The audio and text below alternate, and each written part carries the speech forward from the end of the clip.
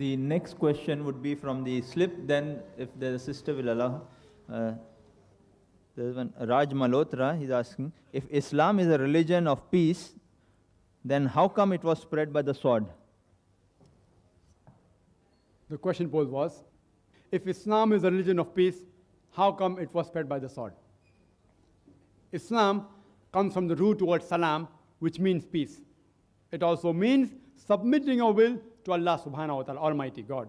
In short, Islam means peace acquired by submitting your will to Allah subhanahu wa ta'ala. But as I mentioned earlier, that everyone in the world does not want peace to prevail in the world. There are certain anti-social elements for their own benefits. They don't want peace to prevail. The robbers, the criminal. If peace will prevail, they will go out of business. So for their own benefits, there are certain human beings who don't want peace to prevail. So for such types of people, force may have to be used. Therefore, we have police, etc.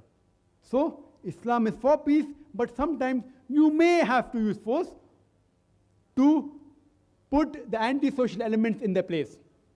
And the best answer to this question, that Islam was spread by the sword, is given by Delacy O'Leary.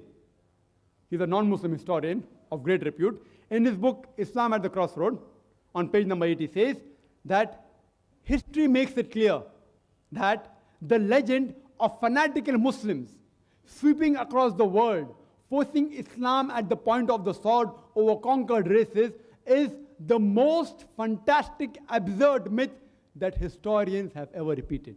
Delacy O'Leary, page number 8, book Islam at the Crossroad. I'm asking you a question, that we Muslims, we ruled Spain for about 800 years. Later on, the Crusaders came, and they wiped out the Muslims. There was not a Muslim who could openly give the azan, the call for prayers. We didn't use any force. You know, we Muslims, we ruled the Arab lands for about 1400 years. For a few years, the Britishers came. For a few years, the French came. But overall, the Muslims were the lordship of the Arab land for 1400 years. Do you know today, there are 14 million Arabs who are Coptic Christians. Coptic Christian means they're Christians since generations. Since generations. If the Muslims wanted, they could have converted every non-Muslim at the point of the sword. We didn't do it. The 14 million Arabs who are Coptic Christians are giving witness that Islam wasn't spread by the sword. You know India? India was ruled for hundreds of years by the Muslims. We didn't use the sword. We didn't use the sword. If few people do a wrong thing, you can't catch up those people and blame the religion for that. If few people don't follow the religion, you can't say that Christianity is bad because Hitler incinerated 6 million Jews. If Hitler incinerated 6 million Jews, burned 6 million Jews, you can't blame Christianity for that. There may be black sheep in every community, but we Muslims, we ruled India for hundreds of years. If we wanted, we could have forced every non-Muslim to convert at the point of the sword. We didn't do it. The non-Muslims of India today, more than 80%, they are giving shahada, they are giving witness. You non-Muslims present here are giving witness that Islam wasn't spread by the sword. You are giving witness. We had the power, we didn't do it. Islam doesn't believe in that. Today, the country which has the maximum number of Muslims is Indonesia. Which Muslim army went to Indonesia? Which Muslim army went to Malaysia, which has 55% population of Muslims? Which Muslim army went to the east coast of Africa? Which Muslim army? Which sword? Thomas Carlyle gives the reply. Thomas Carlyle, he writes in his book, Heroes and Hero Worship, that you have to get the sword. Little good will it do that he should spread with the sword. Every new opinion initially begins in the mind of one. One man in the whole world. One man against all the human beings. It will do little good that he picks up a sword and propagates it. Which sword? Even if we had the sword, we can't use it. Even if we had the metal sword, we can't use it. Quran says in Surah Baqarah chapter 2 verse 256, La ikrah fid deen, there is no compulsion in religion, truth stands out clear from error. Anyone who grasps the hands of Allah subhanahu wa ta'ala and rejects the evil, he has held the most strong handhold that never breaks.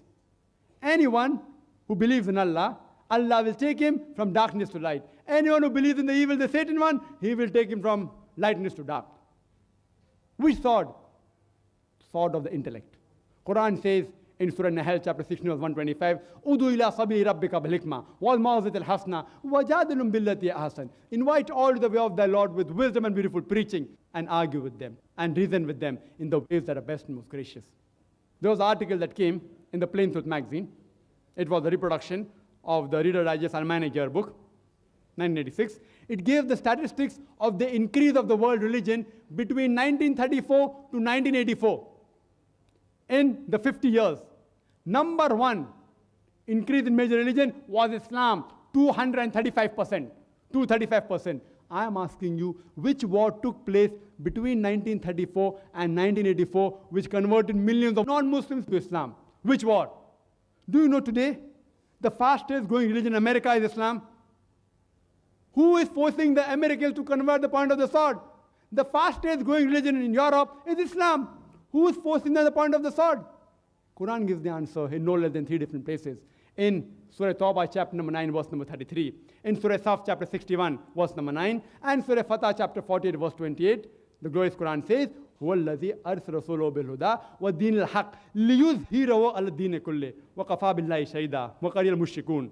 Allah says that Allah has sent His messenger with truth and with guidance, so that it will prevail over all the other ways of life, over all the other ism. Islam is destined to supersede all, master them all, overcome them all. Kulli. Enough is Allah as a witness. And I like to end this answer by giving the quotation of Adam Pearson. Dr. Adam Pearson said that people who fear that one day nuclear weaponry will fall in the hands of the Arabs, they fail to realize that the Islamic bomb has already been dropped. It fell the day Prophet Muhammad, peace be upon him, was born.